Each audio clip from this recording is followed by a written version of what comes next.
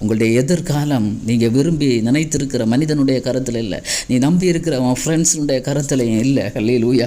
கர்த்தர் உனக்காக ஒரு திட்டத்தை வைத்திருக்கிறார். ஹல்லேலூயா. தாவீதுக்கு நன்றாக தெரியும், ஹல்லேலூயா, என்னுடைய எதிர்காலம், என்னுடைய ஃப்யூச்சர். ஆமென். ஹல்லேலூயா.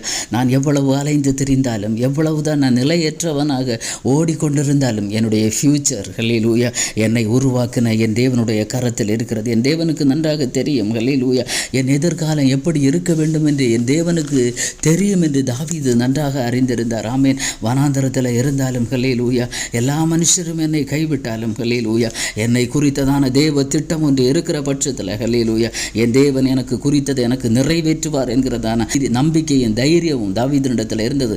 அதான் தைரியமாக சொல்கிறார், கர்த்தரை எப்பொழுது எனக்கு முன்பாக வைத்திருக்கிறேன், அதனால் என் இருதயம் பூரித்தது, என் மகிமை களி கூர்ந்தது, என் மாம்சம் நம்பிக்கையோடு தங்கி இருக்கும். ஏன்னா என்னுடைய எதிர்காலம் சத்ருவாகிய சவுளுடைய கருத்தில் இல்லை. ஹல்லேலூயா. என்னை உருவாக்கி படைத்த தேவ திட்டம் எனக்குள்ளே இருக்கிறது. கர்த்தர் அதை எனக்காக நிறைவேற்றுவார் என்று அவர் தைரியமாக சொல்லுகிறார். தேவ பிள்ளைகளை இதை கேட்கிற ஹல்லேலூயா வாலிப சகோதரனை சகோதரியை, கடந்த காலங்களிலே சில கசப்பான அனுபவங்கள், ஆமென், அதை உன்னால் திருத்த முடியாது. அதை நினைத்து நீ கலங்கவும் வேண்டாம். அவனுடைய ஃப்யூச்சர் எப்படி இருக்கணும் என்பது என் தேவனுக்கு நன்றாய் தெரியும். ஹல்லேலூயா. ஃப்யூச்சர், எதிர்காலம் எப்படி இருக்குமோ என்று பயப்படுகிறதையும் விட்டுவிட்டு இந்த ப்ரெசன்ட் சிச்சுவேஷன், இந்த நாளில் அவன் வாழ்க்கையை கர்த்தருக்கு நீ அர்ப்பணிப்பாய். ஆனால் ஆமென், தாவீதை போல, ஹல்லேலூயா, தாவீது ஒரு இளம் வாலிபன் தான். தேவ சமூகத்தில் கர்த்தரை எனக்கு முன்பாக நான் எப்பொழுதும் வைத்திருக்கேன், எப்பொழுதும் எந்த சூழ்நிலையிலும், என்னுடைய வெற்றியானாலும் என்னுடைய தோல்வியானாலும் என்னுடைய கடினமான பாதையானாலும் கண்ணீரானாலும், ஹல்லேலூயா, எந்த சூழ்நிலையிலும் கர்த்தரை எனக்கு முன்பாக வைத்திருக்கிறேன்.